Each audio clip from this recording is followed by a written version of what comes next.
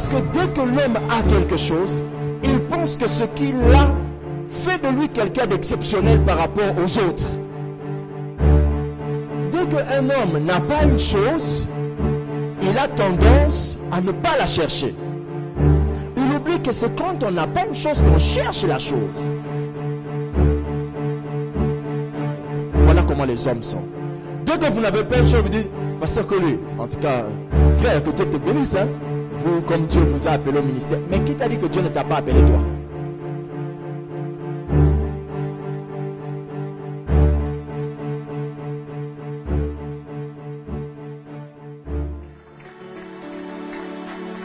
Amen. Alléluia. Que l'Éternel soit avec vous. Que Dieu vous bénisse. Alléluia. Oh, Amen. Nous sommes très contents ce soir, encore une fois, très heureux d'être ensemble. Et nous pensons qu'encore ce soir, l'Éternel placera en nous des bases solides. Ce soir, nous allons partager ensemble un thème toujours lié à nous les hommes.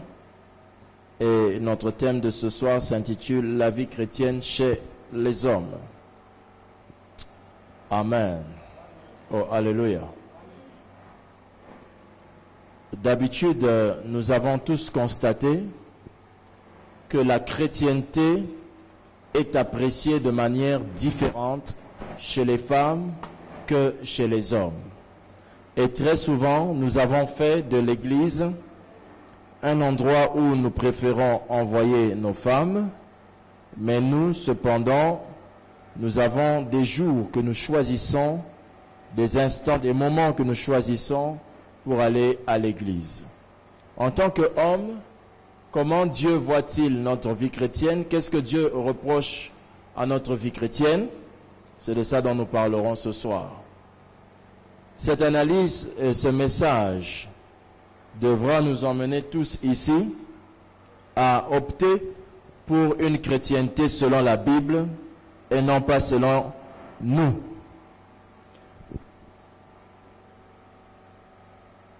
Aujourd'hui, dans l'Église, la vie chrétienne des papas se résume à 3 choses. Premièrement, la vie chrétienne des papas se résume à la fréquentation dominicale des cultes, la fréquentation du culte du dimanche. Les papas sont devenus des experts dans le culte du dimanche. Ils pensent que le culte le plus important pour eux est bien évidemment le culte du dimanche. Point nouveau de constater déjà que dans les réunions de prière, même les mercredis, nous constatons même que les papas, dans toutes les églises confondues, nous ne parlons pas de nous ici, nous parlons de ce qui se passe partout.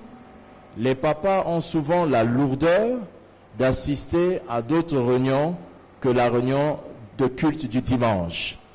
Donc les papas ou les hommes sont beaucoup plus, dans les traditions que dans les orientations. Lorsqu'on parle d'une activité que on oriente les gens à faire quelque chose, les papas ont souvent une certaine lourdeur dans l'application des choses. Cependant, ils sont très traditionnalistes, ils sont très attachés à ce qui a déjà été dit avant, ce qui se faisait avant, tel que assister au culte du dimanche.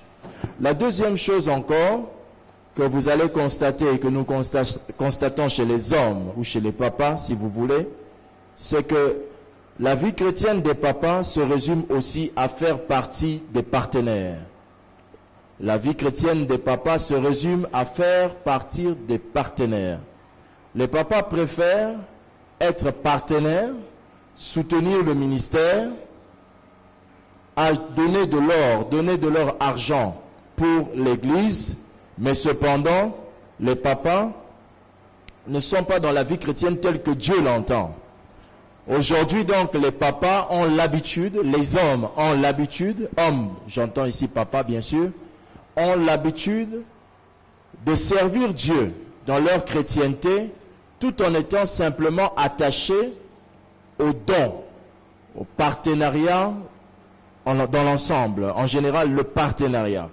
Vous verrez les papas, surtout dès qu'ils commencent à travailler, se sentir plus attachés au soutien financier de l'Église qu'à autre chose. Si vous voyez un papa qui est à l'Église, la seule chose qu'il aimerait faire, c'est soutenir, donner l'argent, contribuer pour que l'œuvre de Dieu aille de l'avant. Ceci est une très bonne chose. J'aimerais dire déjà ici à chaque papa que ce que nous sommes en train de dire ne sont pas de mauvaises choses. Mais cependant, Dieu nous a dit ceci, que si vous voulez faire quelque chose pour lui, il faut le faire selon le modèle d'en haut. Donc, il est bien d'être chrétien, c'est bien d'être un papa qui sert Dieu, qui prie, qui vient les dimanches au culte, qui est un grand partenaire. C'est une très bonne chose. Mais cependant, un papa doit avoir une chrétienté selon Dieu et non pas une chrétienté taillée à sa manière, taillée selon ses occupations, taillée selon sa position. La chrétienté des hommes n'existe pas, la chrétienté des femmes n'existe pas. C'est dans les détails que l'on sent la différence. Cependant, il n'existe qu'une seule chrétienté, les mêmes lois pour tous. Mais dans les détails, j'insiste, il existe des légères différences.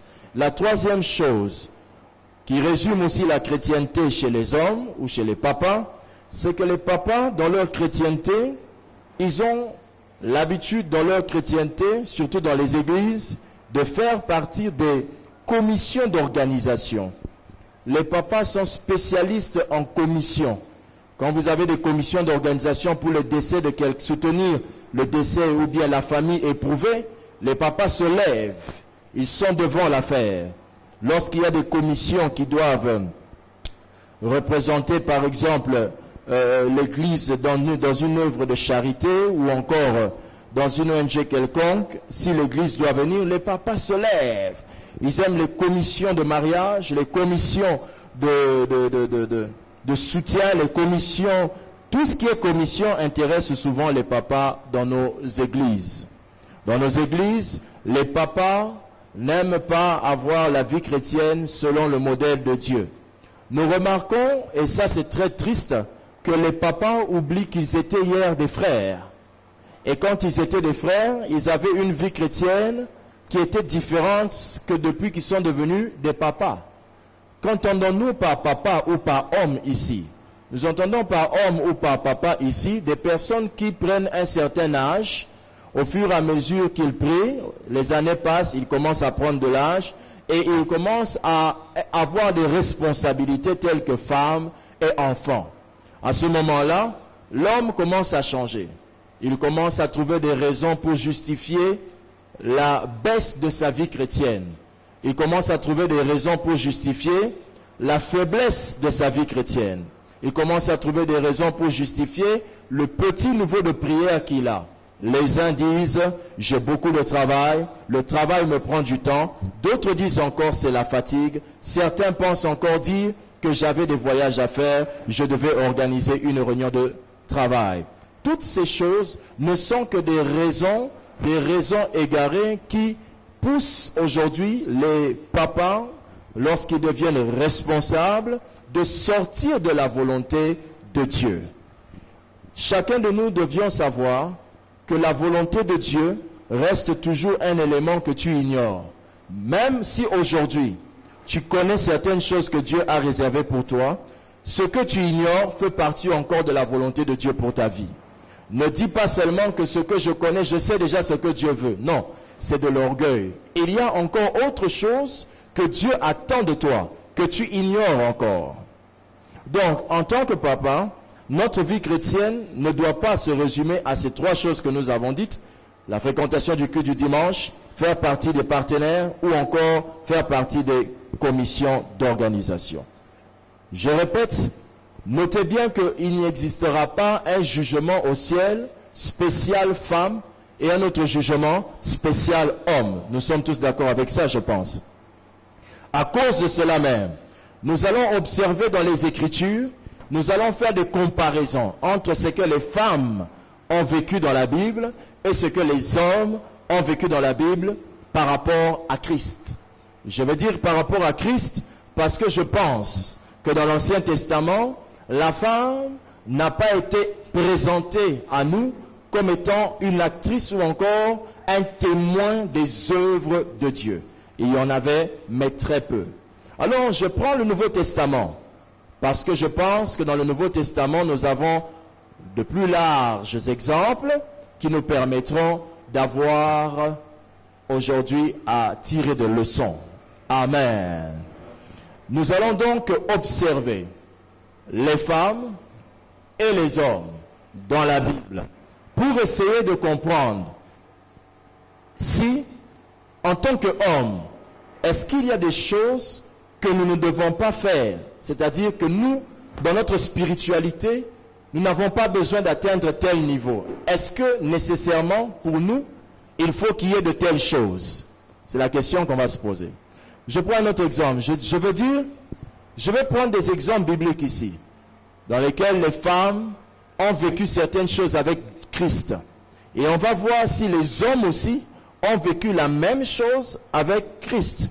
S'ils ont vécu la même chose, alors il n'est pas question qu'aujourd'hui, nous continuons à nous mentir, nous continuons à nous tromper nous-mêmes, en faisant de notre chrétienté, nous les papas, une chrétienté différente de celle de nos femmes ou de nos mamans ou de nos sœurs. Amen.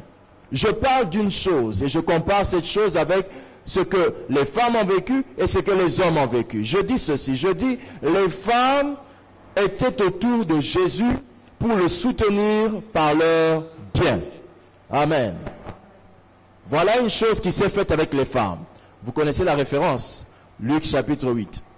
Les femmes étaient autour de Jésus pour le soutenir par leur bien.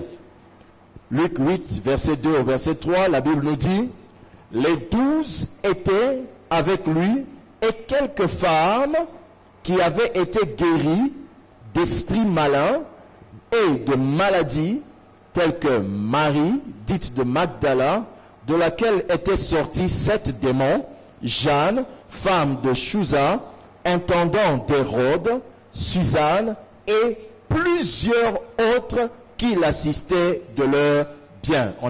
Il y avait beaucoup de femmes qui assistaient Jésus. Amen. Donc, les femmes dans la Bible, nous l'avons vu ici, elles ont été citées dans une liste de personnes qui assistaient Jésus. N'est-ce pas?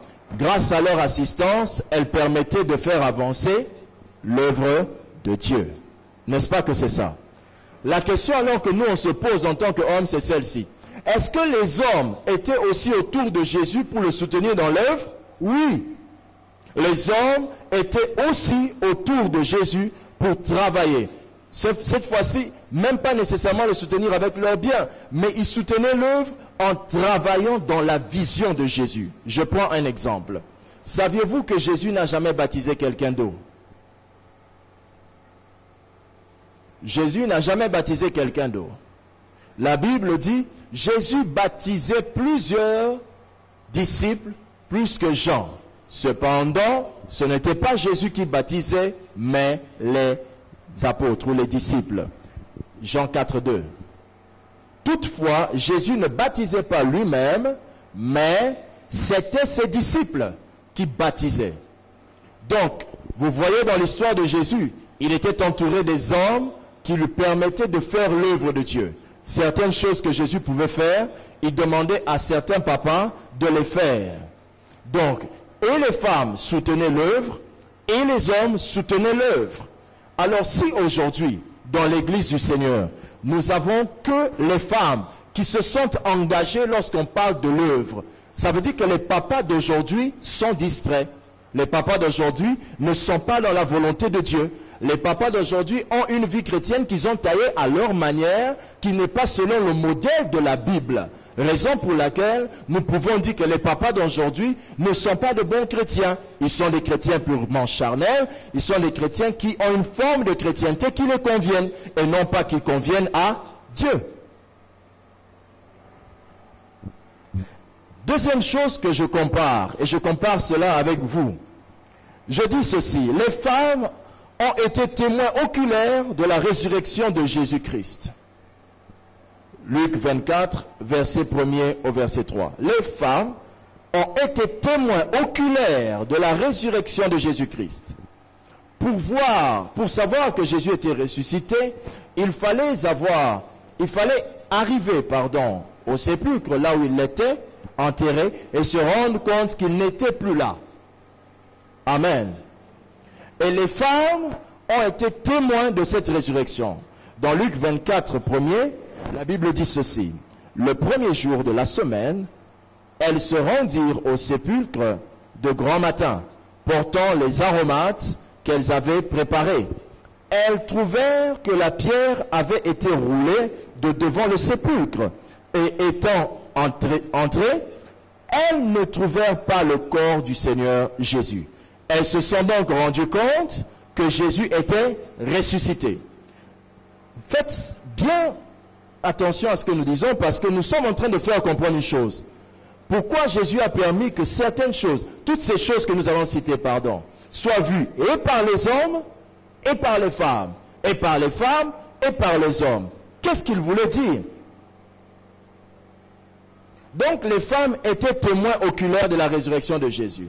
Question, est-ce que les hommes ont-ils aussi été témoins de la résurrection de Jésus? Y a-t-il des hommes qui ont vu le sépulcre, le tombeau vide? Oui ou non? Oui. La Bible dit que lorsque ces femmes ont vu le tombeau vide, elles sont reparties dire aux disciples. Elles l'ont dit à Pierre et aux disciples que Jésus aimait, c'est-à-dire Jean. La Bible dit qu'ils coururent, Pierre et Jean et Jean, ils coururent. La Bible, vous pouvez lire ça dans Jean 20, verset 3, verset 4, et vous allez lire jusqu'au verset 6 si vous voulez. Pierre et l'autre disciple sortirent, et ils allèrent au sépulcre. Ils couraient tous deux ensemble, mais l'autre disciple courut plus vite que Pierre, et arriva le premier au sépulcre. Au verset 6, la Bible dit, Simon Pierre, qui le suivait, arriva et entra dans le sépulcre, et il vit les bandes qui étaient à terre. Simon et Jean sont donc témoins. Ils ont vu le sépulcre vide, comme les femmes l'avaient vu. Donc aujourd'hui, si Dieu veut faire certaines choses, Dieu veut faire vivre des expériences à certaines femmes, il peut aussi le faire vivre à certains hommes.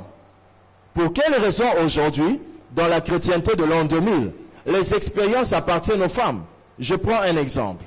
Lorsque je commençais le ministère, je me suis révolté un jour quand j'ai remarqué que quand j'imposais les mains et que l'onction descendait dans la salle, j'ai remarqué que les femmes tombaient sous l'onction, pas les hommes.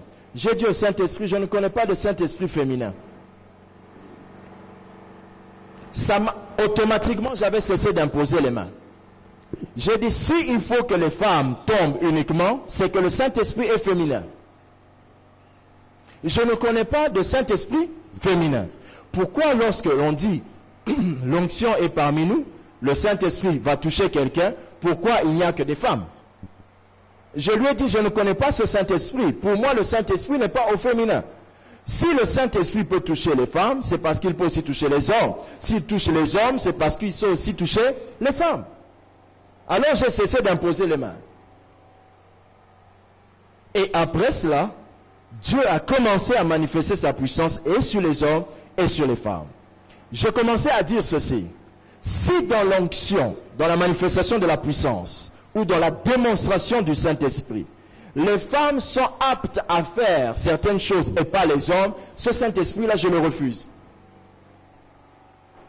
Je ne veux pas avoir quelque chose que je ne saurais pas démontrer bibliquement. Je ne veux pas vivre une expérience que je ne peux pas prouver dans la parole du Seigneur. Je ne sais pas si vous comprenez. Le souci d'être dans la parole est important. C'est afin que vous puissiez défendre demain votre foi et devant les hommes et pouvoir vous justifier aussi devant Dieu. Parce que le Seigneur te dira, n'avais-tu pas remarqué qu'il n'y avait que les femmes? Que diras-tu? Alors, s'il faut que le Saint-Esprit ne touche que les femmes, ce Saint-Esprit-là, je ne le veux pas. Je ne sais pas si vous comprenez. Des fois, il y a des choses, il faut que vous les refusiez, si vous voulez passer à une autre dimension. Mais quand vous vous habituez à certaines choses, vous ne resterez que là. Sachez que l'onction est fonction de votre foi. Si vous croyez que ce que je vis là, c'est ça que je dois vivre, c'est ce que vous allez vivre. Mais si vous croyez que ce n'est pas comme ça, vous allez passer à un autre niveau. Je ne sais pas si vous comprenez. L'acceptation dans le domaine de l'onction vous limite, vous établit des limitations, des limites à votre vie et à votre onction. Il ne faut jamais, sous l'onction, accepter certaines choses, même si ces choses fonctionnent. Cherchez toujours à désirer plus. Alléluia. La bassesse de notre chrétienté quand on devient papa, c'est parce qu'on perd ce zèle-là, cet amour, ce désir de voir les grandes choses avec Dieu. Je ne sais pas si quelqu'un comprend. Alléluia. Que pourrait devenir un papa qui a grandi avec Dieu sous l'onction et qui aujourd'hui a des enfants, il dit à son enfant, de toute ta vie, tu n'auras jamais un mauvais songe. Et l'enfant aussi reste comme ça toute sa vie. Imaginez. Quelle dimension, quelle grâce exceptionnelle d'avoir un tel père qui n'est pas resté dans sa petite connaissance qu'il avait en l'an 2002 ou en l'an 1900, je ne sais pas combien, se prétendant être lui un ancien et qu'il a commencé même certaines églises dans la ville de Kinshasa. Non. Au lieu de rester dans cela, il y a une vie chrétienne qu'il faut continuer. Et non pas se stagner sur des expériences passées, sous prétexte que nous, on connaît ces choses-là. Ces jeunes pasteurs qui sont sortis aujourd'hui, non! Nous sommes censés grandir avec Dieu, toujours connaître.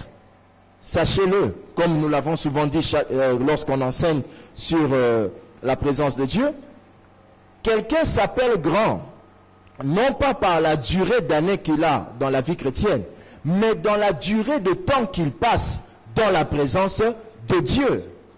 Si quelqu'un peut consacrer sa vie dans la présence de Dieu, il est plus âgé que vous dans la présence de Dieu. Vous pouvez avoir fait 50 ans dans l'église, mais lui en a fait 25 dans la présence de Dieu. Il sera différent de vous. Voilà le problème. D'où l'humilité qu'il aura. L'humilité qu'il va manifester, c'est parce que cet homme-là a toujours soif de Dieu. Il n'est pas comme toi qui s'est stagné et qui continue à te réjouir de tes expériences passées. La vie chrétienne chez les hommes. Je me pose encore une question. Dans la vie chrétienne chez les hommes.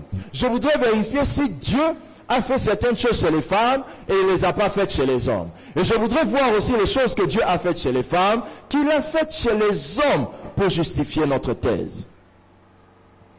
Une femme dans la Bible, Marie, a vu Jésus ressuscité. Je ne parle pas de la preuve de sa résurrection. La preuve, c'était le tombeau vide. Je dis maintenant qu'il y a une femme qui a vu Jésus comme ça, après sa résurrection. Vous savez cela? Marie a vu Jésus, pas sa mère. Marie a vu Jésus après la résurrection. Jean 20 au verset 16. Jésus dit même à Marie, il a même parlé avec Marie après la résurrection. Ouh, alléluia. Jésus, après la résurrection, parle à Marie. Il lui dit, Marie, elle se retourna et il lui dit en hébreu, il lui dit en hébreu, c'est Marie qui dit maintenant, elle se retourna et elle lui dit en hébreu, Rabouni, c'est-à-dire maître. Donc une femme a vu Jésus ressuscité, dans son état ressuscité. Alléluia. Nous aujourd'hui dans les églises, ceux qui voient les visions sont les femmes. Très peu de papas voient les visions, sous prétexte que les papas ne sont pas très sensuels. Tu vois, l'onction touche souvent les femmes parce que les femmes sont trop sensuelles. C'est écrit dans quel verset? Il y a des choses que quand vous continuez à les accepter, vous finirez par adopter quelque chose qui n'est pas biblique. C'est écrit dans quel verset que les hommes sont plus sensuels? Connaissez-vous combien d'églises dans ce pays dirigées par les femmes? Si les femmes étaient plus sensuelles, que les hommes, selon la thèse de certains qui disent que les femmes sont plus sensuelles, hein? Vous avez compris? Si les femmes étaient plus sensuelles, elles étaient plus sensuelles, elles sentaient plus de choses de l'esprit que les hommes. Pourquoi il y a plus d'églises dirigées par des hommes que des femmes? Ça n'a aucun sens. Ce sont tout simplement des confusions, des égarements que le diable met dans la pensée des hommes, papa, pour les emmener à se distraire et à perdre le niveau et le degré dans la présence de Dieu. L'objectif de Satan, c'est de vous réduire à un simple chrétien pendant que vous êtes censé être un sacrificateur dans votre maison. Un jour, je vais enseigner, dès que le livre finira, sur le sacerdoce parental. Je vais vous dire une chose. Saviez-vous par exemple que les pasteurs, nous avons commis une grave erreur dans la maison des gens? Laquelle? Dans la maison des gens, quand un enfant est malade, c'est le pasteur qui vient prier pour l'enfant. Saviez-vous que ça, ce n'est pas biblique? Ce n'est pas biblique. La Bible enseigne le sacerdoce parental. Le premier sacrificateur qui prie pour l'enfant malade, c'est son père. Mais c'est ça la Bible.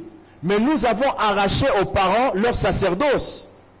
Et le jour que je vais enseigner sur le sacerdoce parental, je vais vous restituer le sacerdoce. Ah, vos regards là m'inquiètent. Oui, c'est pas parce que ça se fait partout. Le problème, c'est pas ça. Le problème, c'est que ça doit être fondé. Je dois avoir des appuis solides dans la Bible. Quand c'est pas solide, je laisse. C'est pas parce que ça marche. Il y a des choses qui peuvent marcher, mais qui ne sont pas dans le programme de Dieu. Hein?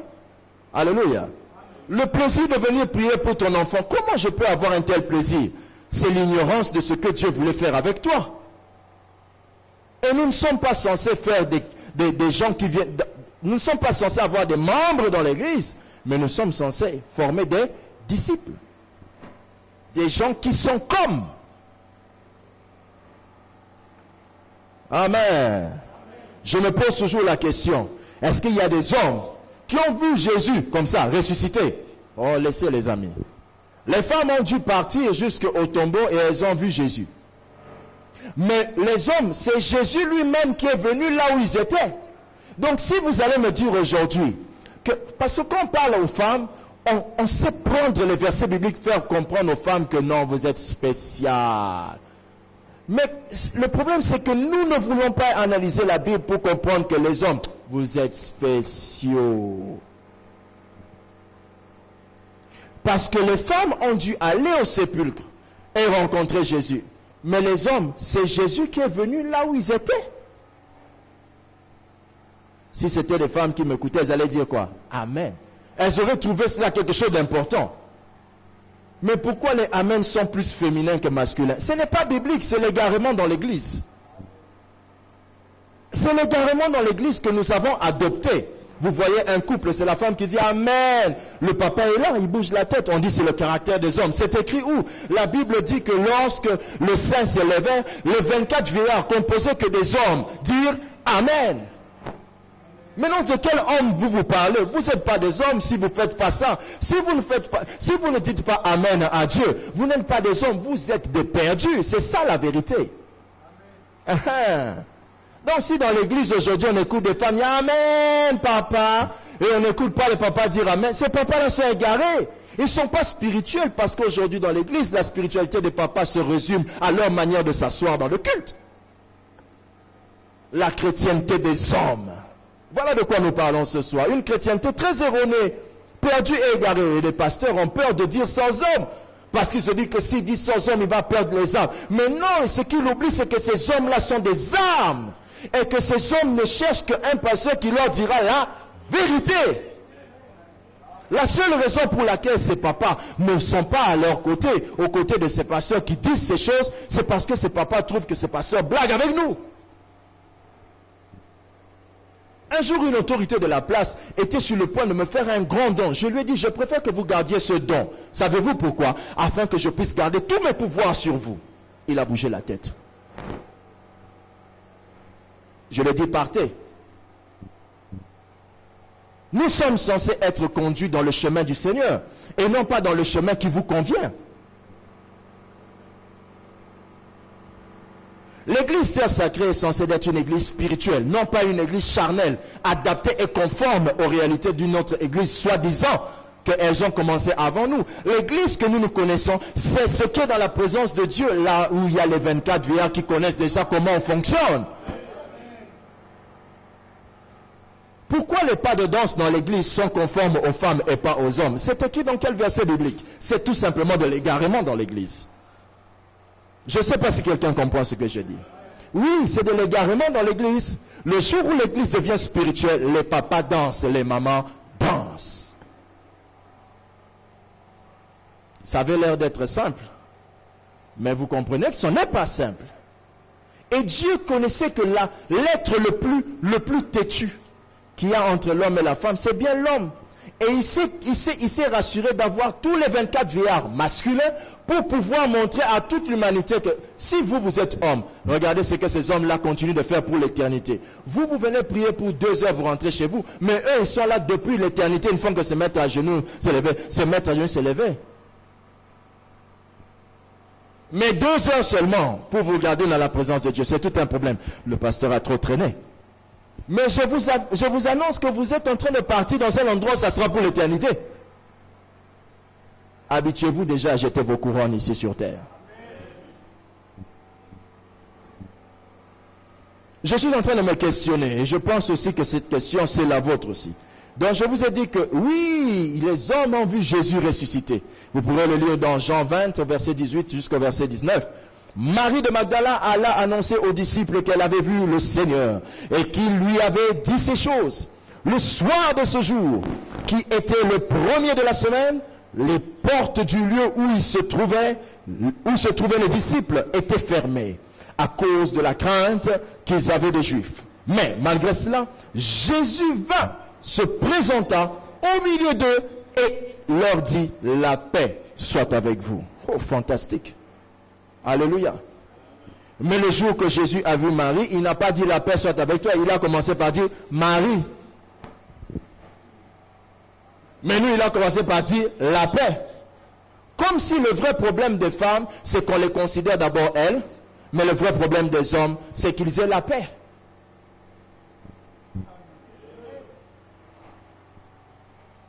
Alléluia. Je me pose une question. Je me la pose avec vous. Y a-t-il dans la Bible quelqu'un qui a poussé Jésus à faire un miracle? Est-ce qu'il y a des femmes qui ont poussé Jésus à faire un miracle? Oui. Une femme s'est retrouvée derrière lui, en train de le suivre et a touché le pan de sa robe. Oui ou non? Et Jésus l'a guérie automatiquement, rien que parce qu'elle avait touché le pan, elle était guérie. Marc 5, 27 à 29. Mais y a-t-il un homme qui a aussi fait faire à Jésus ce que Jésus ne voulait pas faire? Oui, le centenier, Matthieu 8:8, le centenier a dit à Jésus, dis seulement une parole. Jésus voulait partir, il a dit à Jésus, non, reste là, dis seulement une parole. Cette femme-là aussi, elle pouvait attendre que Jésus l'impose, mais elle dit, non, je le tiens seulement. 2 sexes différents, mais poussant Dieu à faire les choses à la manière qu'eux avaient choisi. Parce que la foi d'un homme n'est pas différente de la foi d'une femme. La foi, c'est la foi. Lorsqu'elle est exprimée, elle répondra au miracle. Amen. Alors la chrétienté des hommes aujourd'hui, elle doit être revue. Pourquoi est-ce que vos femmes doivent-elles dire aujourd'hui, tant on est en église, je vais venir me mettre à genoux sur l'estrade, que Dieu ait pitié de moi. Mais toi, tu ne te dis pas ça, soit disant quoi? Je ne sais pas si vous comprenez le problème. Satan a compris là où il peut s'asseoir pour demeurer dans l'orgueil, dans l'homme. Et ce n'est pas en vain. Ce n'est pas en vain, il sait ce qu'il fait. Alléluia. Oh, amen. Lorsque Satan a attaqué la femme et qu'il lui a fait manger le fruit, Dieu a commencé à maudire qui?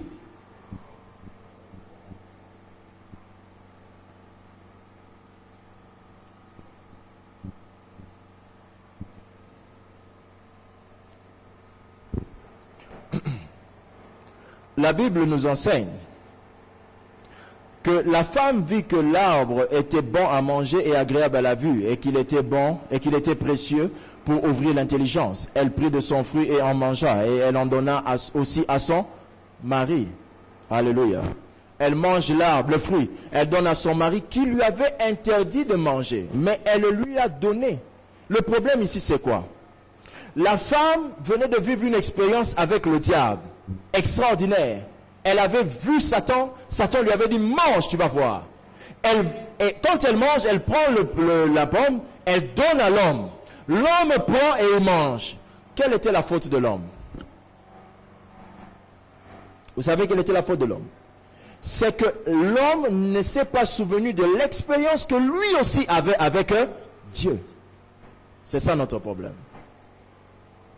Vous poussez votre femme à la spiritualité, pas vous. Elle va vous emmener une pomme pourrie, vous allez la manger. Vous devez en tant qu'homme développer aussi votre spiritualité afin que vous ne mangiez pas ce qu'il ne faut pas manger.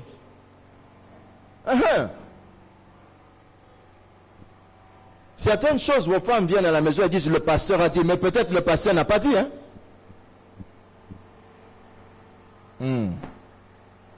Est-ce que quelqu'un a compris? Oh, amen. Amen. Que Dieu vous bénisse. Je vais continuer pour pouvoir finir mon message parce que je voudrais dire ce que j'ai à dire ici.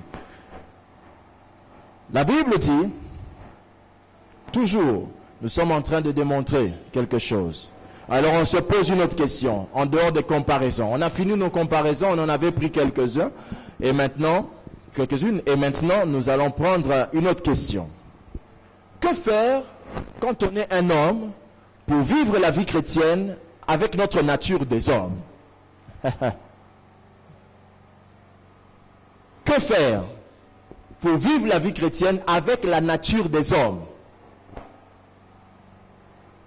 Nous avons dit, il n'y a pas une chrétienté d'homme et une chrétienté de femme. Mais les différences sont légères dans nos natures. Alors, si vous voulez vous appuyer sur votre nature d'homme, comment vous pouvez être chrétien en utilisant et en gardant votre nature d'homme? Je vais vous en donner la preuve. Matthieu 8, verset 9. Vous pouvez commencer au verset 8.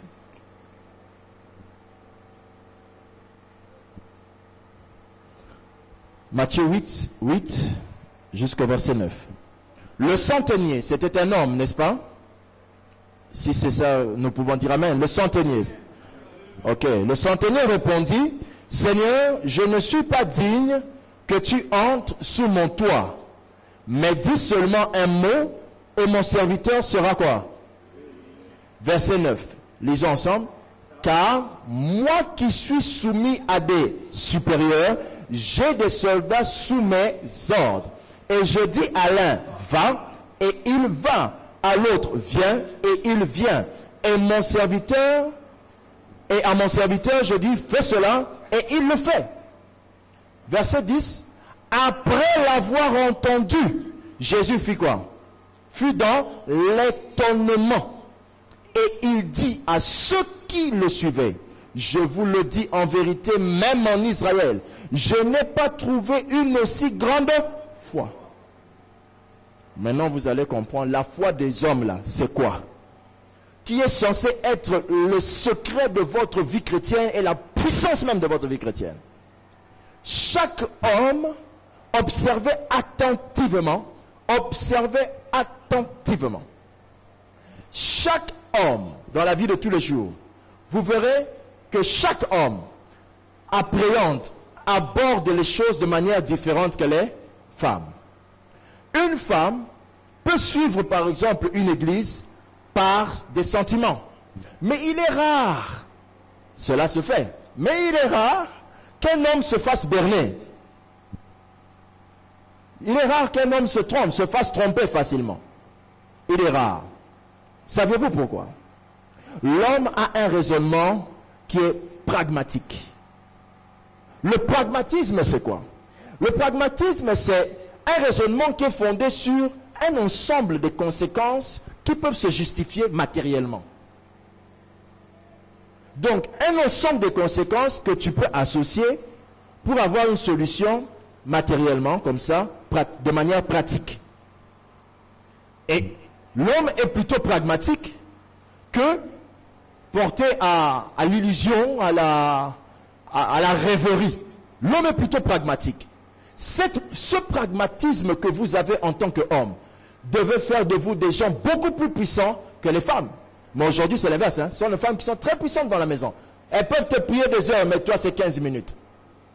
Qu'est-ce qui ne va pas chez toi? C'est que tu n'as pas compris comment utiliser ton sens pragmatique d'homme. Je te signale que cet homme centenier venait de faire un miracle, venait de pousser Jésus à faire un miracle par son sens du pragmatisme. Parce qu'il dit ceci à Jésus: je veux que tu fasses un miracle, mais pourquoi tu veux te déplacer? Dis seulement un mot. Maintenant, Jésus ne comprend pas ce qu'il est en train de dire. Jésus lui dit: attends, je vais t'expliquer. Lui, il dit à Jésus: attends, je vais t'expliquer. Moi, je suis un chef.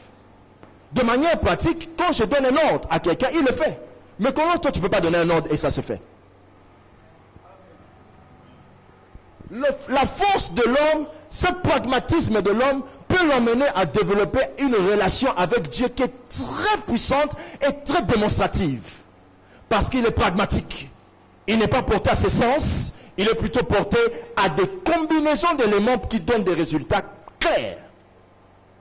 Et si vous abordez Dieu en tant qu'homme, vous verrez que Dieu et vous, vous allez développer des choses beaucoup plus solides. Mais à force de laisser cela à vos femmes, vous allez toujours rester dans la prophétie, vous allez toujours rester dans Zambalobi, Nazomo Naneti, on dirait. Mais si vous vous entrez dans cette relation avec Dieu, vous sortirez de là en disant: Dieu m'a visité ce soir. Vous sortirez de là en disant: il était clair dans cette conversation qu'on a eue. Vous sortirez de là avec des choses qui sont liées au pragmatisme des hommes. Oh là là. Je vous ai dit le premier jour qu'on a parlé des hommes, être un homme, c'est une grande chose. C'est vraiment une grande chose. Quelqu'un qui dit à Dieu: non, toi aussi. Comment ça? Toi, tu ne vas pas te déplacer. Dis un mot. Attends, je vais t'expliquer. Moi, je suis... Maintenant, imaginez. Prenez maintenant le pragmatisme qui est lié à votre vie de tous les jours. Je prends un exemple. Vous êtes par exemple... quoi? Vous êtes commerçant. Là-bas dans le commerce, quand on vous donne l'argent, vous devez remettre à la personne le reste si cet argent a dépassé le prix. Oui ou non? Maintenant, vous parlez à Dieu en tant que commerçant. Vous dites au Seigneur: tu as dit dans ta parole que si je paye ma dîme, tu me donneras en retour. Tu me béniras, tu ouvriras les écluses des cieux. Moi qui suis commerçant, quand quelqu'un me donne son argent, je lui remets le retour. Quand quelqu'un paye une chose, je ne lui donne pas une chose qui est moins que ce qu'il avait choisi. Comment fais-tu pour que, comme moi je te paye les dîmes, tu me remettes quelque chose qui ne ressemble pas? Mais pour parler comme ça à Dieu, il faut encore savoir lui parler.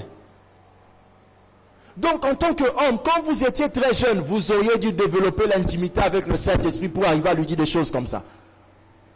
Maintenant, quand vous êtes même devant lui, vous ne savez même pas si... est-ce que je peux dire ça? Voilà.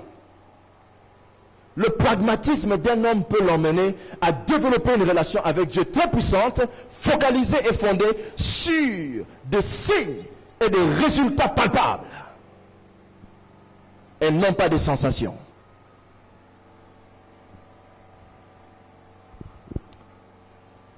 Qu'est-ce que Dieu reproche à la chrétienté des hommes? C'est une question que nous nous posons. Toujours pour développer notre thème sur la vie chrétienne des hommes. Qu'est-ce que Dieu reproche à la chrétienté des hommes? Est-ce que quelqu'un me suit? Qu'est-ce que Dieu reproche à la chrétienté des hommes? Lisons la Bible dans le livre d'Exode chapitre 20 au verset 17. Un commandement donné spécialement pour les hommes.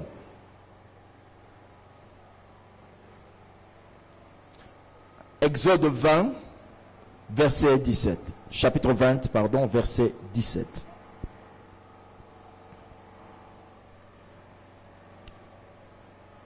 Exode, chapitre 20, verset 17. Voici ce que disent les Saintes Écritures. Tu ne convoiteras point la maison de ton prochain. Point virgule. À qui Dieu parle? Là, on ne sait pas encore. Hein? Maintenant, continuons la suite. Tu ne convoiteras point la femme de ton prochain. À qui Dieu parlait? À l'homme. Virgule. Tu ne convoiteras pas la femme de ton prochain, virgule, ni son serviteur, ni sa servante, ni son bœuf, ni son âne, ni aucune chose qui appartienne à ton prochain. Alléluia. Un commandement focalisé, ciblé sur qui? Les hommes. Alléluia. Je vous l'ai dit au départ, quand on a commencé le culte des papas.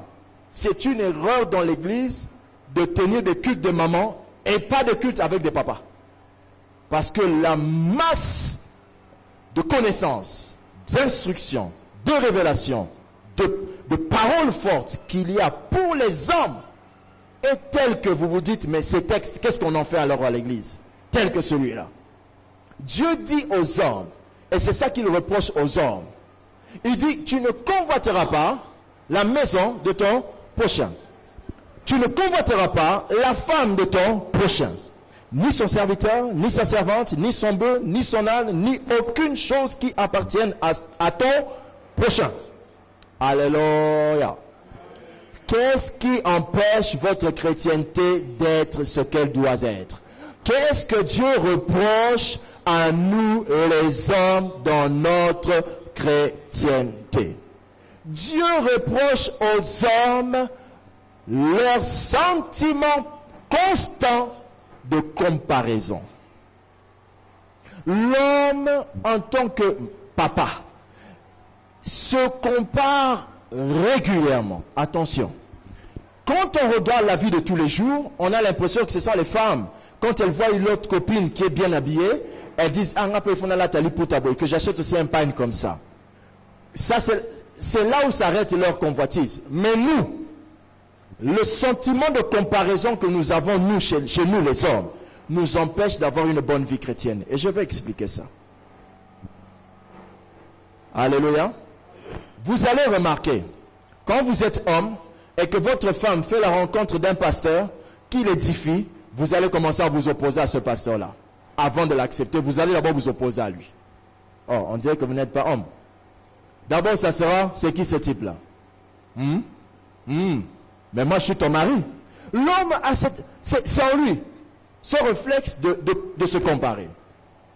Maintenant, là encore, on ne comprend pas. Pasteur, où est-ce qu'on va? Où est-ce qu'on va? Attends, je vais t'expliquer.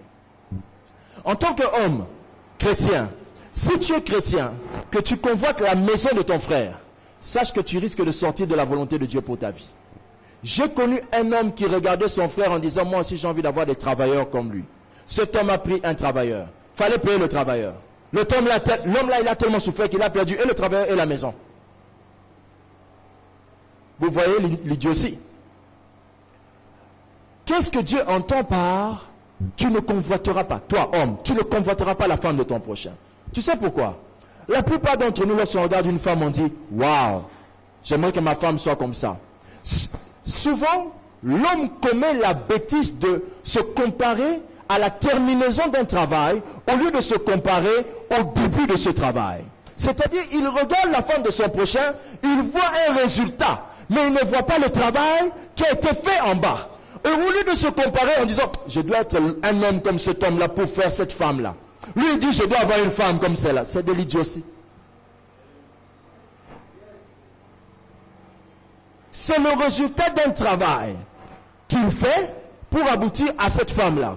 Toi, tu dis, je dois avoir une femme comme ça. Au lieu de dire, je dois être un homme comme lui.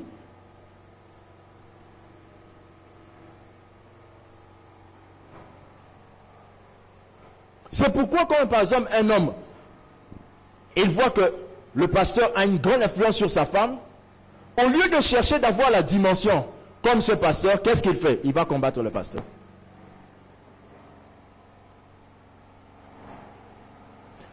Ma femme écoutait régulièrement le pasteur Habib. Quand le pasteur Habib parle, elle écoute. Quand le pasteur Habib parle, elle écoute. J'ai dit, toi tu aimes toujours écouter le pasteur Habib. Quand on parle à Dieu, ça ne marche pas. Il faut toujours que tu écoutes le pasteur Habib. Le Saint-Esprit m'a dit, mais c'est basé le pasteur Habib, c'est lui parler. Toi, commence seulement à bien lui parler, tu verras. Donc nous les hommes, nous avons tendance à convoiter toujours les résultats au lieu de chercher à comprendre la source qui a mené à ces résultats-là. Tu convoites la femme de ton prochain, tu convoites la maison, ses serviteurs, ce qu'ils mangent. Non. Alléluia. Non. Comme je faisais rire un jeune homme un jour, j'ai dit à ce jeune homme-là, ah frère, C'est terrible. Je sens que bientôt Dieu va me demander d'abandonner une monnaie. Une somme d'argent qui ne doit plus entrer dans ma poche. Mais quand on avait commencé avec la monnaie de 50 francs, lui, il n'était pas là. 100 francs ne devait plus entrer dans la poche. Il n'était pas là. 200 francs, il n'était pas là. Mais un jour, il va dire, il faut que je vive la vie que l'homme la vit. Non, papa. Lui, pour qu'il arrive là, il s'est sacrifié du billet de 50 francs. Tu sais ce que ça veut dire, billet de 50 francs? C'est un bonbon. Il s'est sacrifié du billet de 100 francs. Tu sais ce que ça veut dire? C'est un pain. Il s'est sacrifié du billet de 200 francs, s'il vous plaît. C'est une chikwang.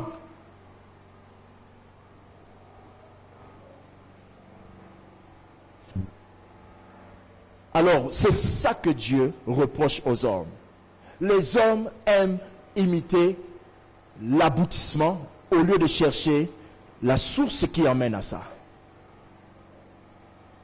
Qu'est-ce qui fait ça? Je vais expliquer. La convoitise d'un homme s'appuie sur 4 éléments qui permettent cette comparaison de se manifester, s'il faut le dire ainsi. Donc, la convoitise d'un homme s'appuie sur 4 éléments qui permettent à la comparaison de se manifester. Premièrement, les hommes ont l'habitude de se comparer, les hommes ont l'habitude de convoiter. Pourquoi? Premièrement,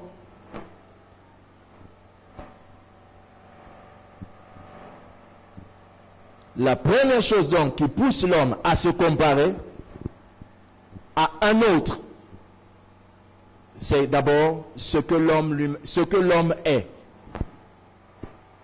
Ce que l'homme est le pousse à se comparer aux autres. Je vais expliquer après.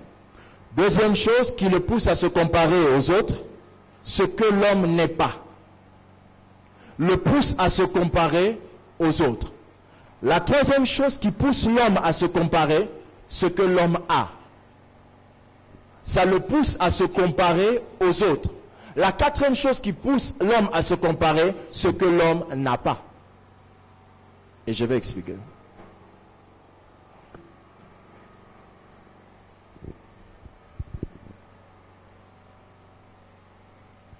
Hallelujah.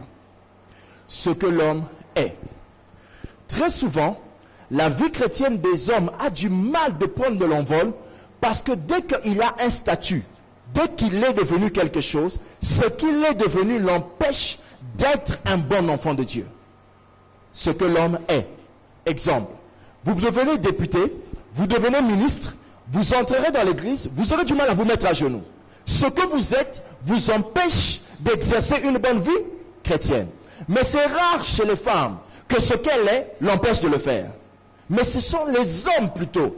Dès qu'il est quelque chose, ce qu'il est s'oppose à lui et l'empêche de vivre la vie chrétienne. Ce qu'il est manifeste en lui une certaine comparaison. Donc du coup, c'est dit, mais moi je suis quand même. Eux ne le sont pas. Quand vous dites je suis, c'est que vous dites aux autres que vous ne l'êtes pas. Et ce que l'homme est l'empêche d'être un bon enfant de Dieu, la vie chrétienne chez les hommes. Ce que l'homme est l'empêche d'être un bon enfant de Dieu. Alléluia. Vous avez entendu nos amens, non? C'est ce que l'homme est. Nos amens sont en fonction de nos âges. Je peux vous assurer qu'il est plus facile de donner un amen véritable avec les jeunes qu'un amen véritable avec les ministres. Comme vous avez dit, amen, vont faire ça. Mais ce n'est pas le genre de dignitaire que Dieu nous a demandé de former selon la prophétie qu'il nous a accordée. Oui ou non? Nous, dans nos réunions de dignitaires, quand on va dire amen, vous écoutez les dignitaires dire amen. Parce que nous savons que nous ne sommes rien devant qui? Dieu.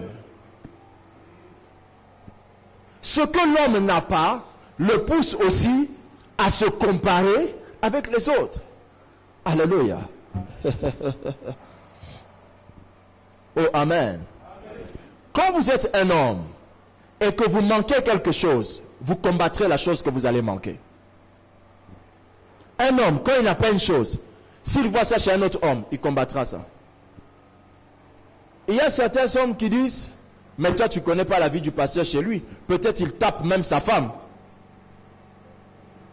Parce que la femme lui a fait remarquer, mais toi tu es trop dur. Le pasteur quand il parle, il n'est pas comme ça avec sa femme. Non, ça c'est seulement sur l'estrade. Oui. C'est ce que vous dites à la maison, je le sais. Mais en réalité, allez demander alors à ceux qui habitent avec moi à la maison. Allez leur demander, y a-t-il un jour où le pasteur a récupéré Ushimata, sa femme? Allez demander. Il y a des choses, si vous allez les faire à la maison, les gens qui habitent vont vous dire, non, ces choses-là n'existent pas ici. Ici, c'est bras dessus, bras dessous, pied dessus, pied dessous. Mais c'est un exercice qui a dû grandir au fur et à mesure que les années passaient. Non pas parce qu'on voulait se comparer, mais parce qu'on savait que nous, on n'a pas ça. Il fallait qu'on cherche ça, au lieu de combattre ça.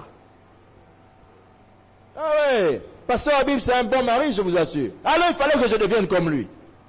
Et non pas que je le combatte en disant à Marianne, non, Pasteur Habib, toi tu sais ce qu'il dit à Justicia? Hein? Non. Mais je le disais, hein? Jusqu'au jour où le Saint-Esprit m'a donné cet enseignement. Et je m'en suis repenti. Ce que l'homme a le pousse aussi à commettre beaucoup d'erreurs. Parce que dès que l'homme a quelque chose, il pense que ce qu'il a fait de lui quelqu'un d'exceptionnel par rapport aux autres. Il oublie que ce qu'il a fait de lui plutôt un plus grand serviteur que les autres. Ce qu'il a augmente sa responsabilité par rapport aux autres. Oh, amen. Remarquez par exemple, vous êtes un papa dans l'église. Alléluia. Voilà une attitude de papa qui m'impressionne et qui m'écoeure en même temps. On peut dire que nous allons bénir le Seigneur pour mettre les tôles. Alléluia. Un papa va dire, je ne voulais pas me lever. Je voulais venir vous voir après dans le secret pour vous remettre ça, pasteur, acheter les 100 tôles. Ça a l'air d'être la spiritualité. Mais si le Saint-Esprit avait dit, emmenons ça maintenant. Ce que vous aviez à donner, que vous trouvez être exceptionnel, vous a poussé dans l'erreur.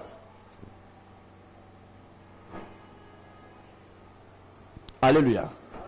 La Bible dit, tu emmèneras cela, tu mettras cela dans un panier, mais mettez ça dans une enveloppe, qui le saura?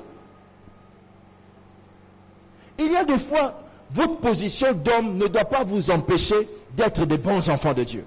Ce que vous avez ne doit pas devenir pour vous une pierre d'achoppement. Non, on a dit, nous avons besoin de 2 personnes pour pouvoir bénir l'église du Seigneur. On voit les 2. Toi, tu viens au bureau, 3e personne. Tu es dans l'égarement? Non, entre nous. Tu es venu au bureau. Quand Dieu va vous élever, pasteur, mes frères et sœurs, remettez ces papas-là au chemin. Ils ont besoin de revenir dans le chemin. Dites-le, papa, donnez, que Dieu vous bénisse, déposez là. Mais je vous annonce que vous étiez égarés. Oui. C'est une orientation comment? Divine. Comment pouvez-vous la réduire à ce que vous avez? Ce que vous avez, qui vous l'a donné? C'est Dieu. Pensez-vous que les $2000 que vous vous donnez sont plus que les $50 que quelqu'un a donné ici? La prospérité de quelqu'un n'est pas fonction de ce qu'il donne, mais de quoi? De ce qui lui reste. Elle a donné tous ces $50, hein? Toi tu as donné 2000, tu en as laissé 14 000 là-bas. Et Dieu nous reproche ça. Voilà encore une chose qui nous empêche d'être de bons chrétiens. Donc ce que l'homme a. Et ensuite ce que l'homme n'a pas. Alléluia. Toutes ces choses nous empêchent d'être des bons enfants de Dieu. Parce que dès qu'un homme n'a pas une chose, il a tendance à ne pas la chercher. Il oublie que c'est quand on n'a pas une chose qu'on cherche la chose. Ce n'est pas que quand on n'a pas une chose, on dit, grâce na bango. Voilà comment les hommes sont. Dès que vous n'avez pas une chose, vous dites, pasteur que lui, en tout cas, frère, que Dieu te bénisse, hein? Vous, comme Dieu vous a appelé au ministère. Mais qui t'a dit que Dieu ne t'a pas appelé toi? Le problème c'est toi, c'est que tu n'as pas vu le prix qu'on a payé pour arriver au résultat, pasteur Joseph, au résultat, pasteur Colu. Mais comme tu vois le résultat, comme toi tu penses que tu n'as pas ça, tu félicites même d'autres. En tout cas, pasteur Joseph, félicitations. Mais toi, tu sais qui tu es? Mais dès qu'on devient papa, dès que les cheveux blancs poussent sur notre tête, on pense que ça devient la sagesse divine. Non, les amis. Non. Croyez-moi, même les chiens avec des poils blancs existent. Donc, ça n'a rien à voir avec la sagesse divine.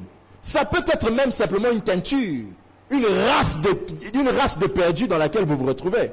Mais pas la sagesse. La sagesse, c'est pas ça. La sagesse, c'est connaître la pensée de Dieu. La pensée de Dieu, c'est ça être sage. Un homme qui connaît la pensée de Dieu. Ce que Dieu pense sur une chose, il est sage. Finissons ce message. Que faire alors pour ne pas tomber dans ces convoitises qui détruisent la vie chrétienne chez les hommes?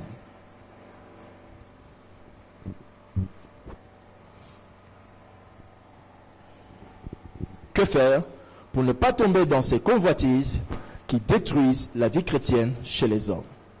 Je vais donner quelques points, vu le temps. Je pense que je pourrais résumer ça. Premièrement, pour ne pas tomber dans les convoitises qui détruisent votre vie chrétienne en tant qu'homme, premièrement, cherchez Dieu pour découvrir sa propre ou votre propre destinée. Cherchez Dieu pour découvrir votre propre destinée. Cherchez Dieu pour découvrir votre propre destinée. Lorsque vous découvrez votre propre destinée, vous cessez de vous battre avec les autres. Vous cessez d'envier, vous cessez de combattre. Parce que vous savez que cela ne m'a pas été réservé. Voici ce qui m'a été réservé. Cherchez Dieu pour connaître votre propre destinée. En tant qu'homme, je dois pouvoir léguer à mes enfants l'héritage de mon alliance avec Dieu. C'est-à-dire, je dois être capable de dire à mes enfants, moi, un tel, l'Éternel Dieu m'est apparu à l'âge de 27 ans, 18 ans, 32 ans, 42 ans, et m'a dit, il m'a dit, tu feras ceci, tes fils sauront cela, je les bénirai. Voici mes enfants, ce que Dieu m'a dit, je le dis sur vous. Tu les lègues un héritage en alliance avec Dieu. Vous connaissez cette histoire de ces prédicateurs, n'est-ce pas, que je vous ai déjà raconté, qui sont dans la même chambre, invités à une croisade d'évangélisation. Un Africain et un Européen, je pense un Suédois, je ne sais plus. L'Africain, la nuit, il jeûne, il prie. Le blanc dort. Le lendemain, ils arrivent à la cérémonie, à l'action. C'était le genre de prédication où le même jour, on fait passer plusieurs orateurs. On fait passer le noir monte. Il bouge la salle avec ses prières en langue. Il tourne. C'était terrible. En tout cas, terrible. Mais tout le terrible là, c'était sur lui-même. Donc quand tu le regardes, tu dis, aujourd'hui c'est chaud. Mais le chaud là, c'est seulement lui-même. Quand le blanc passe, qui dormait là, qui a dormi toute la nuit, quand lui vient, il dit, Jésus est mort à la croix pour vous. Il est venu nous guérir de toutes nos maladies. Recevons nos guérisons au nom de Jésus. Les paralytiques commençaient à laisser les béquilles. Les aveugles commençaient à voir. Le noir là s'est dit, mais ça c'est quoi? Ce gars-là, on a dormi ensemble. Le gars-là n'a pas prié. À la fin, il rentre dans la chambre, il dit au monsieur, mais toi comment tu fais? Le monsieur lui dit, non, moi je suis le petit-fils d'un pasteur. Mon grand-père avait reçu une alliance, on lui avait dit que tes fils feront des miracles. Vous voyez? Mais nous, quel héritage nous cherche à léguer quand on est un homme? Mais ça, c'est quelle vie chrétienne? Un chrétien qui pense, non, ça, ce sont des ajouts sur une substance spirituelle que tu dois les léguer. Tu dois les léguer des paroles que Dieu t'a dites dans ton intimité avec lui. Pas les paroles que ta femme t'a dites, les paroles que Dieu t'a dites. Oh chérie, tu sais, Dieu m'a convaincu que tu es un grand homme. Non, que Dieu te le dise lui-même.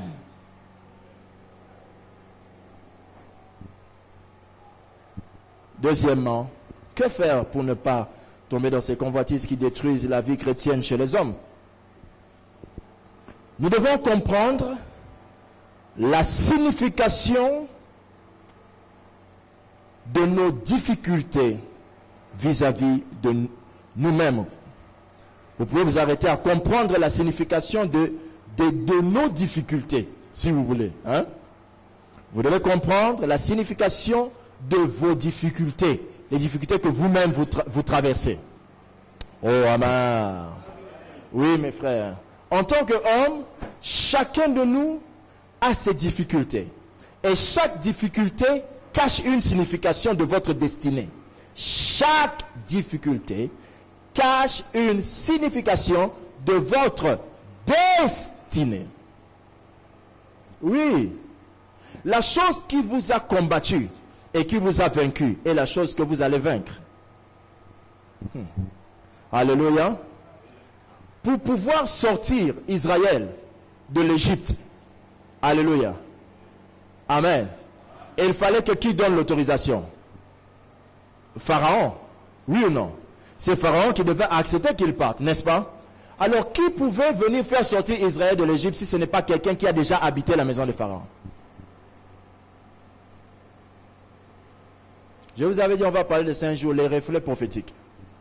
C'est-à-dire que pour sortir Israël de l'Égypte, il fallait avoir habité la maison de l'Égypte. La maison de l'Égypte, c'est la maison de Pharaon.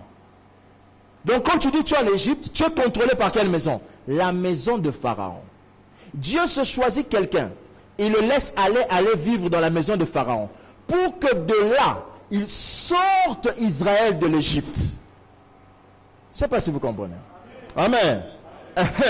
Donc, quand maintenant Moïse a compris qu'il était juif et qu'il a été combattu et que Pharaon peut-être, je reprends, quand Moïse a compris qu'il était juif, qu'il a tué des personnes, n'est-ce pas?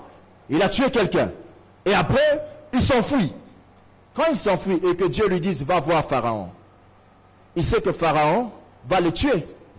Mais qui connaissait mieux Pharaon que lui? Personne.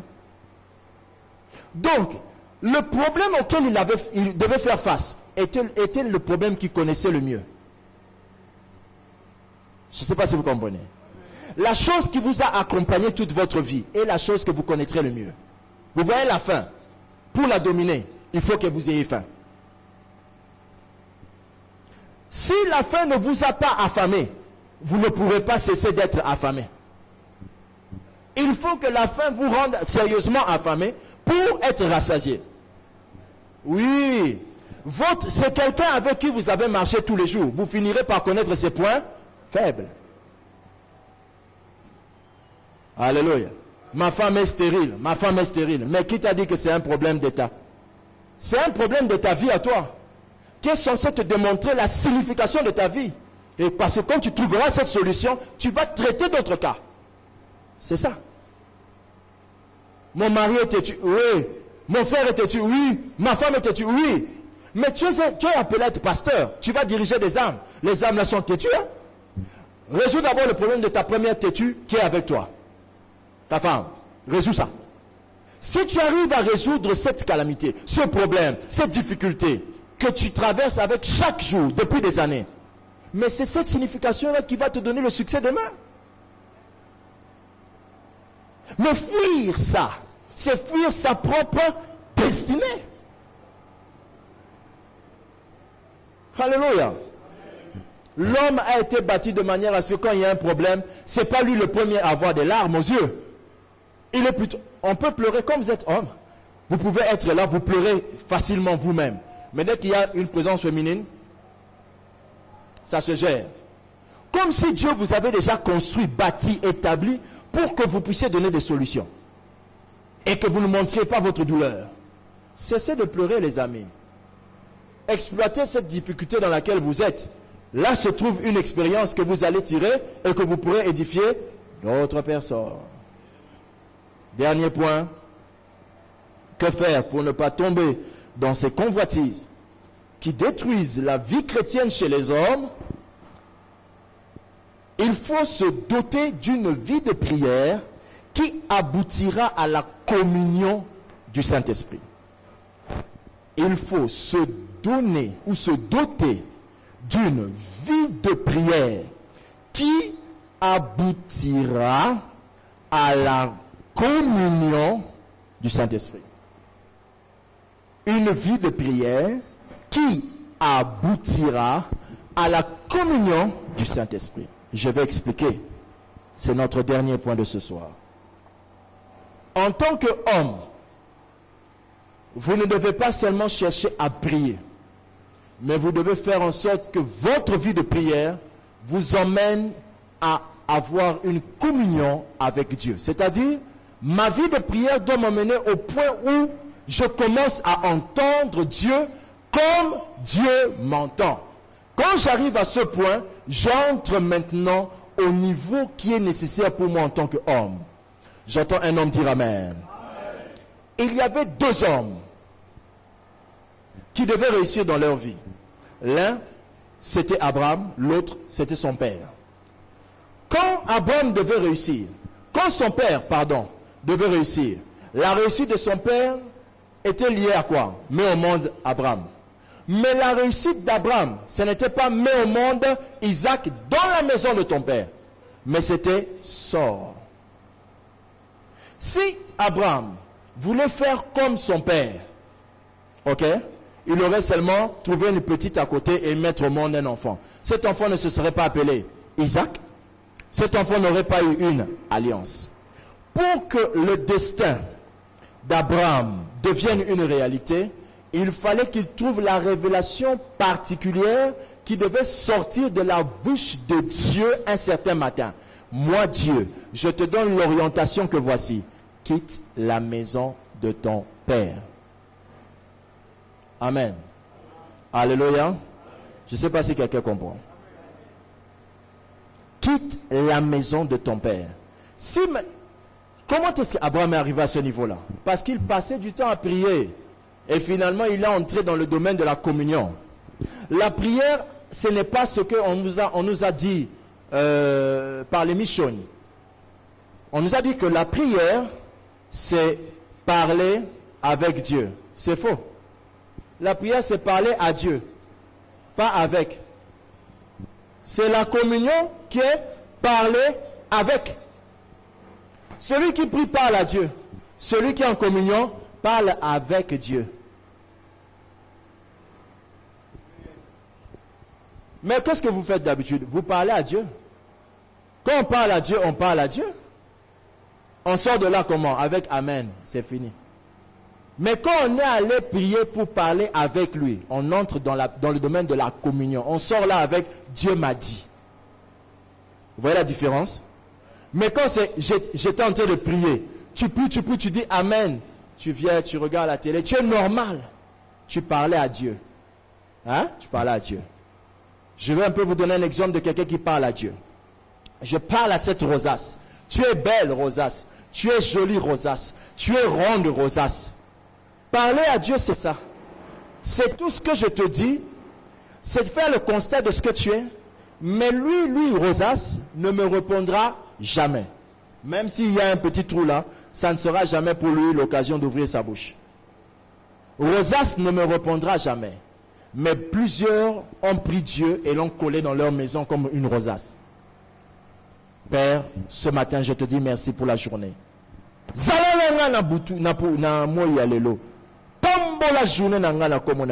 Amen.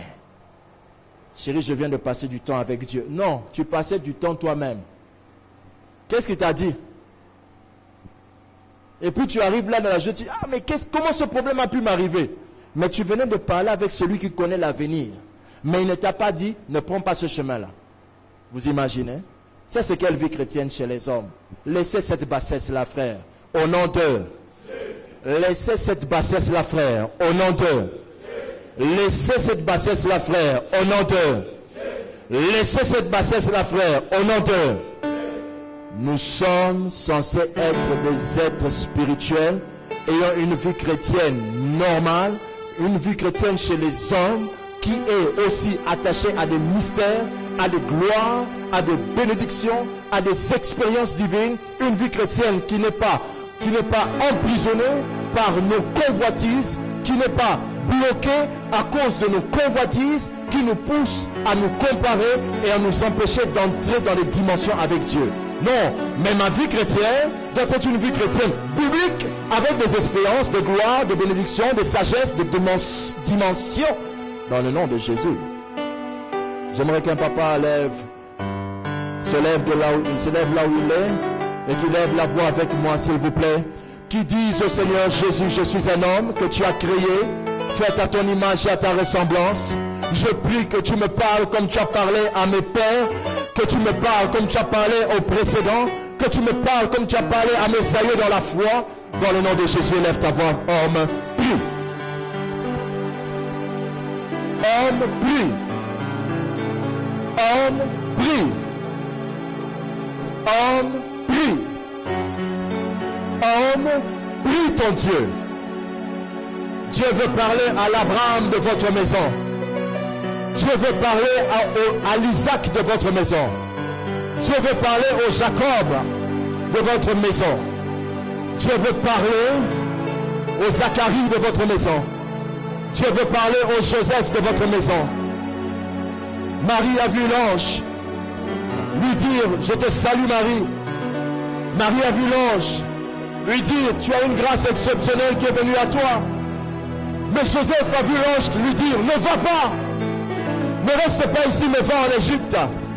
Joseph a vu l'ange qui lui donnait l'orientation qui devait bénir toute la famille. Mais Marie a reçu l'information qui la bénissait qu'elle-même. La Bible dit, tu seras heureuse, on t'appellera bienheureuse. Tu seras considérée comme étant bénie parmi les femmes. Mais lorsque l'ange est apparu à Joseph, l'ange n'a pas parlé à Joseph de ce qui le concernait que lui.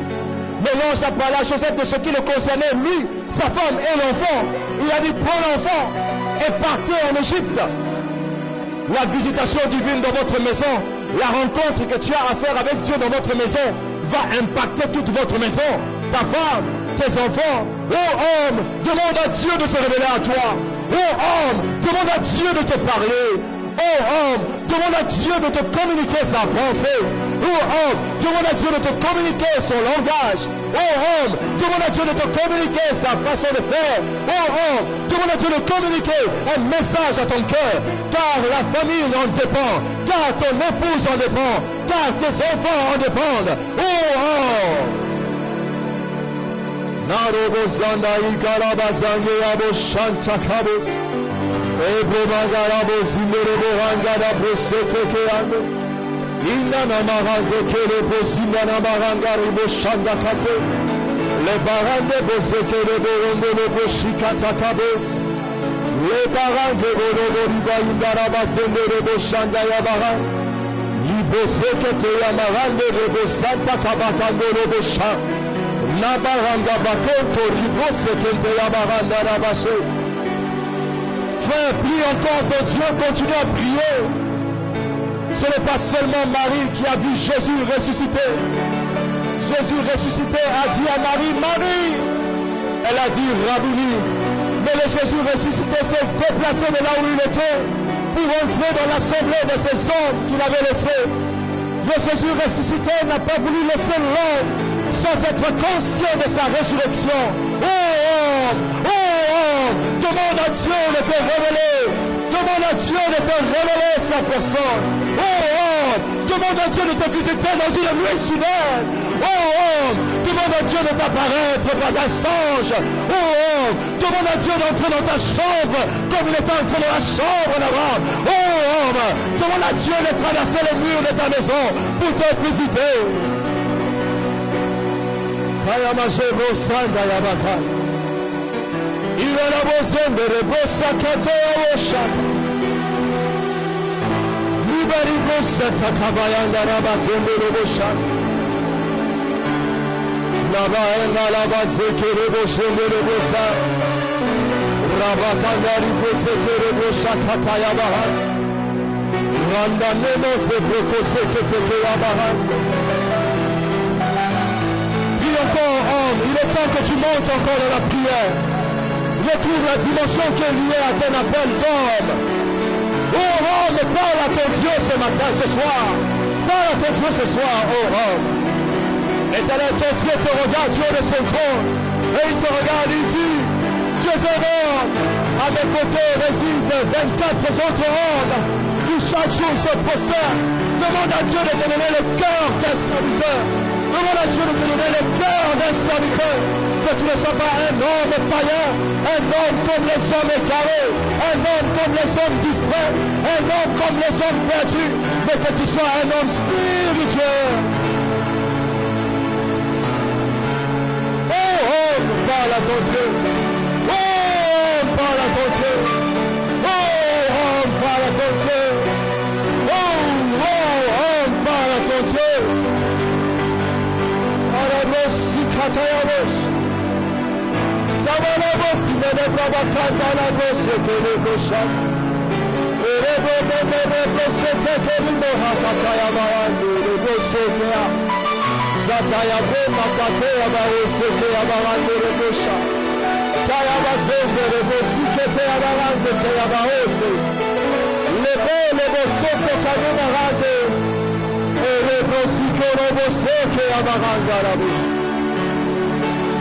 Parle à ton Dieu, oh homme. Parle à ton Dieu, oh homme.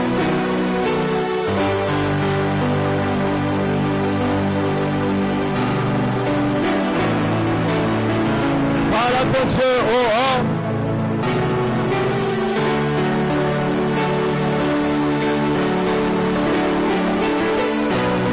Parle à ton Dieu, oh homme. Souviens-toi des résurrections de la Bible. Lorsque Dieu devait ressusciter,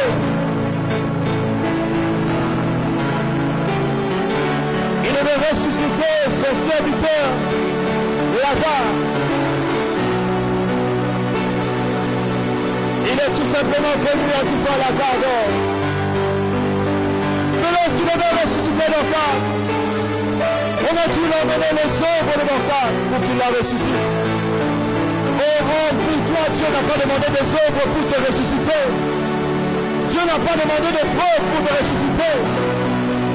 Il a tellement de choses à faire avec toi qu'il te demande seulement une chose. Réveille-toi. Il a dit que Lazare dormait.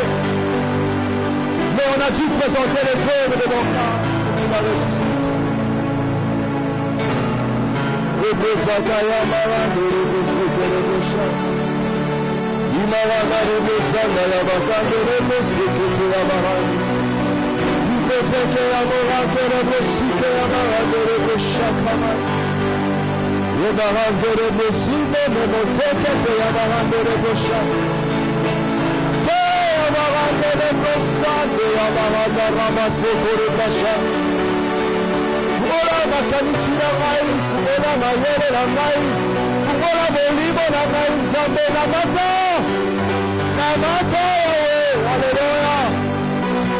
Père, que les dons qui sont cachés dans mes frères se révèlent. Que leurs talents cachés se révèlent. Que toute la dimension de leur esprit se révèle au niveau, au degré qui leur a été destiné dans le saint conseil de Dieu, avant même la création de leur mère, de leur père, avant même la création de toutes choses, toi qui les avais connus d'avance, je prie ce soir que tu les oignes sur cette terre de vivants, afin qu'ils soient des hommes au complet, parfaitement hommes, parfaitement loin, parfaitement établis, parfaitement mandatés, en tant qu'homme, homme dans la famille, homme dans le foyer, homme dans l'église, homme dans le ministère, homme dans l'État, homme dans la nation, dans le nom du Seigneur Jésus. Qu'il vous soit fait ainsi au nom de Jésus. Acclame Dieu.